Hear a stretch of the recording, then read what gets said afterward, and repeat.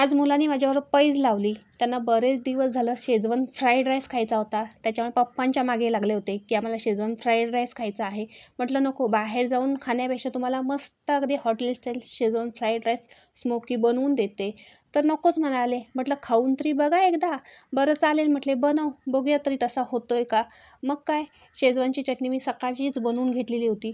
तर त्याच्यासाठी इथे 7-8 बेडगी मिरच्या आणि 3-4 लवंगी मिरच्या गरम पाण्यात एक पाऊण तास मी भिजवून घेतले. पुन्हा ते मिक्सरच्या जारमध्ये टाकून वाटून घेतले. इथे पॅनमध्ये मी तेल घातलं. त्याच्यामध्ये भरपूर असा लसूण घातला, आलं घातलं, बारीक चिरून कांदा घातला, छान परतून घेतलं. ही वाटलेली मिरची घातली. त्याच्यामध्ये 2 चमचे सोया सॉस घातला, 1 चमचा व्हिनेगर घातलं आणि मीठ घातलं. छान अगदी तेल सुटेपर्यंत हा शेजवान सॉस शिजवून घेतलेला आहे. मस्त असा शेजवान सॉसचा वास खरंच खूप सुंदर यायला लागलेला आहे. तर भातसुद्धा खूप छान होणार आहे. तर इथे बघा, शेजवान सॉस तयार असल्यामुळे बासमती तांदूळ शिजवून मी त्याचा शेजवान राईस बनवून घेतलेला आहे. फक्त ह्याच्यात भाज्या कमी ॲड केलेल्या आहेत, कारण मुलं भाज्या खात नाहीत, त्या बाजूला काढून टाकतात.